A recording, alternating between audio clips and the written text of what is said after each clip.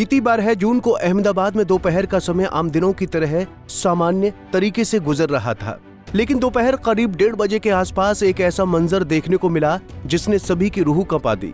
बता दें कि एयर इंडिया के बोइंग 787 ड्रीम लाइनर विमान ने दोपहर करीब 1:38 पर लंदन जाने के लिए उड़ान भरी, लेकिन एयर इंडिया का विमान उड़ान भरते ही क्रैश हो गया। अब इस भयंकर विमान हादसे के बाद से सभी के मन में सवाल है कि यह हादसा आखिर हुआ कैसे बोइंग 787 ड्रीम लाइनर विमान टेक ऑफ के चंद सेकंड बाद क्रैश हो गया। ऐसे में इन सभी सवालों के बीच केंद्रीय नागरिक उड्डयन मंत्री राम मोहन नायडू ने प्रेस कॉन्फ्रेंस की। प्रेस कॉन्फ्रेंस के दौरान राम मोहन नायडू ने विमान हादसे को लेकर जो कुछ कहा वो सभी के बीच चर्चाओं का विषय बना हुआ है। बातों को न घुमाते हुए आइए आपको पूरा मामला बताते हैं।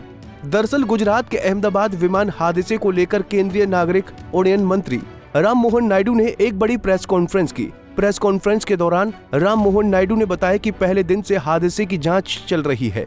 उन्होंने बताया कि केंद्रीय गृह सचिव के नेतृत्व में जांच कमेटी गठित की गई है। सुनिए क्या कुछ कहा राम मोहन नायडू ने। And from the ministry,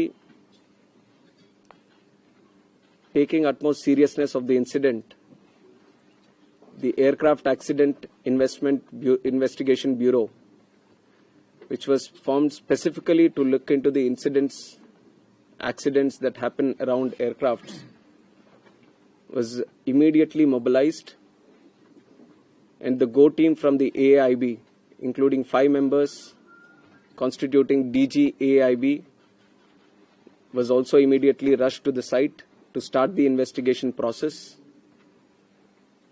And since day one, within hours itself, the AIB has started its process of investigation.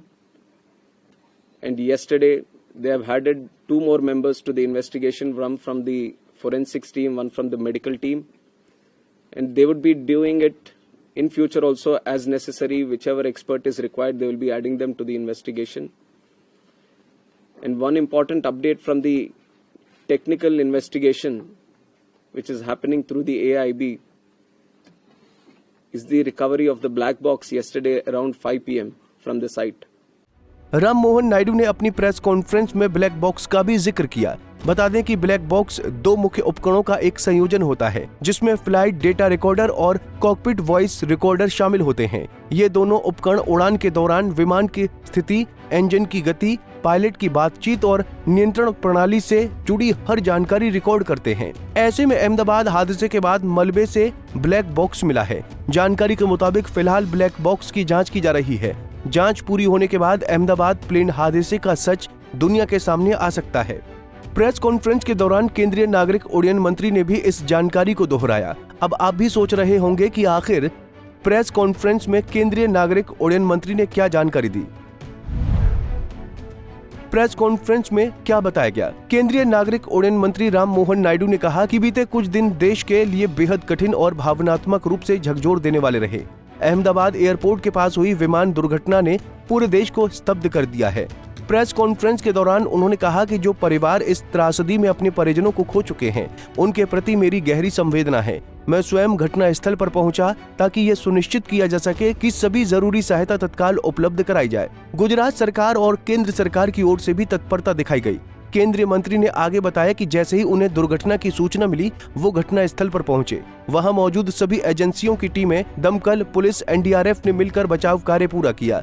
Ram Mohan Naidu ने बताया कि विमान दुर्घटना की जांच के लिए गठित एयरक्राफ्ट एक्सीडेंट इन्वेस्टिगेशन ब्यूरो यानी AAIB को तुरंत काम पर लगाया गया।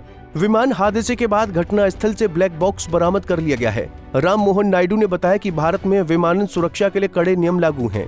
उन्होंने कहा कि बोइंग 787 सीरीज की गहन जांच की जा रही है। हमारे पास इस मॉडल के 34 विमान हैं, जिनमें से 8 की पहले ही जांच हो चुकी है। शेष विमानों की भी शीघ्रता से जांच की जाएगी। साथ ही एयर इंडिया को स्पष्ट निर्देश दिए गए हैं कि दुर्घटना से प्रभावित परिवारों को हर संभव मदद तत्काल उपलब्ध कराई जाए। बहरहाल विमान का ब्लैक बॉक्स मिल गया है, जिसकी जांच की जा रही है। ऐसे में अब पूरे देश की निगाहें अहमदाबाद हादसे पर टिकी हुई हैं। सभी को जांच रिपोर्ट का बेसब्री से इंतजार है। इस हादसे को लेकर सभी के मन में सवाल है कि 250 से ज्यादा हुई मौतों का आखिर जिम्मेदार कौन है। फिलहाल इस मामले की जांच की जा रही है। ऐसे में आगे जांच में क्या जानकारी सामने आती है, ये तो समय के साथ साफ होगा। Bureau report, Punjab Kesari TV. हमसे जुड़े रहने के लिए हमारे YouTube चैनल को सब्सक्राइब करें और नई वीडियो की नोटिफिकेशन के लिए बेल आइकॉन को दबाएं।